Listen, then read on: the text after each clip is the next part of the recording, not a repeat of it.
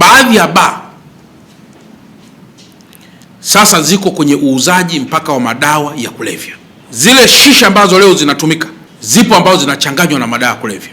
Mkoa wa Dar es Salaam tusipokuwa makini, tutazalisha mateja wa kutosha kuliko kuzalisha potential human capital. Huwezi kulewa kwa flavor ya matunda. Filosofia pamoja na mathematics ya kawaida, ni tunda gani linalolewesha ambalo umelichanganya? Mtu anakuja kufika kwenye bar yuko fresh, the moment anaanza kuvuta shisha ambayo yuko pale, anatoka amelewa. Analewaje kwa flavor ya tunda? Manake ile ni matumizi ya madawa ya kulevya ambayo yako mixed within. Yapo kwenye bar ambazo tumewapa leseni mfanyie kazi.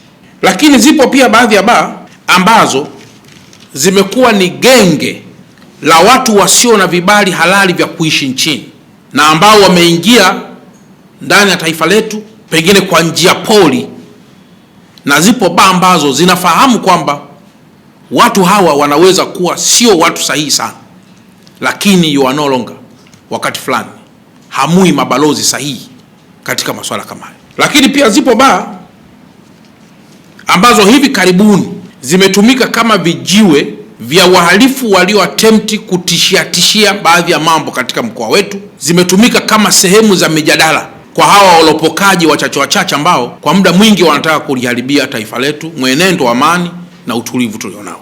Sasa tukiendesha vitu kiholela, huu utakuwa sio mkoa. Kwa hiyo mkuu wa wilaya, jambo la kwanza ambalo ni la muhimu sana, moja, mkishirikiana na halmashauri NEMKI, ni kuendelea kufanya operations maalum katika sehemu mbalimbali, zikiwemo sehemu hizi ambazo leo tumekaa na wadau hawa. Moja, kuendelea kuangalia maeneo ambayo yanahifadhi wageni ambao wameingia nchini kiholela na pengine kufichama kwenye baadhi ya maeneo kama hayo. Mkuu wa wilaya,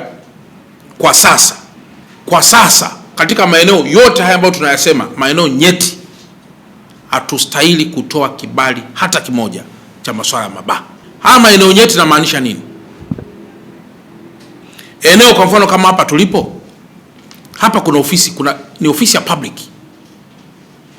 Ukienda pembeni hapa pana hospitali.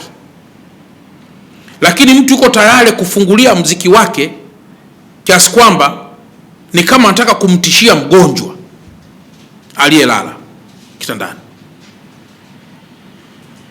Baa za aina yoyote ya namna hiyo ambazo haziobserve hizo principles, ndugu zanguni, mimi nabariki baa za namna hiyo kufungwa na kunyang'anywa leseni za biashara.